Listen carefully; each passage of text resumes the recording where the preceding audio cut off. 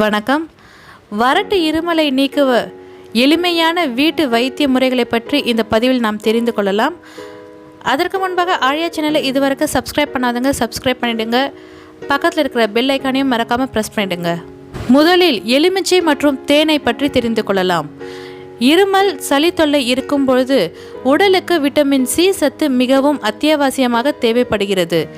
எலுமிச்சையில் vitamin C மிகுதியாக இருக்கிறது. எலுமிச்சை சாறை இதமான தண்ணீரில் தேனோடு சேர்த்து குடித்து வந்தால் இருமல் விரைவில் குணமாகிவிடும். அடுத்து இஞ்சி மற்றும் தேன்.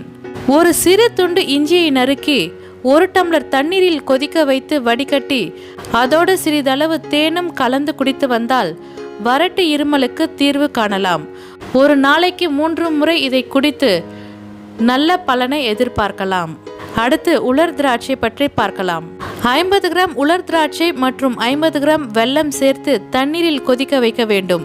இந்த கலவையை தினமும் குடித்து வந்தால் வறட்டு இருமல் விரைவில் குணமாகிவிடும். அடுத்து புதினா மற்றும் மாதுளை. புதினாவில் இருக்கும் நற்குணங்கள் வறட்டு இருமலை குணப்படுத்துகிறது. இதை நீங்கள் சமைக்கும் எந்த உணவில் வேண்டுமானாலும் சேர்த்து சாப்பிடலாம். மாதுளை உதிர்த்து அதோடு தேன் மற்றும் இஞ்சி சாறையும் கலந்து குடித்து வந்தால் வறட்டு இருமல் விரைவில் குணமாகிவிடும். அடுத்து பால், மஞ்சள் மற்றும் மிளகு. இது ஒரு கை கொடுக்கும் வைத்திய முறை.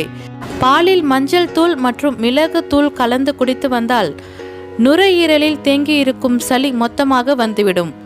மேலும் வறட்டு இருமலும் குணமாகிவிடும். அடுத்து தூதுவளை.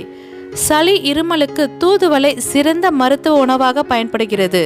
தூதுவளை கொடியை காய வைத்து பொடியாக்கி வைத்துக் கொள்ளலாம்.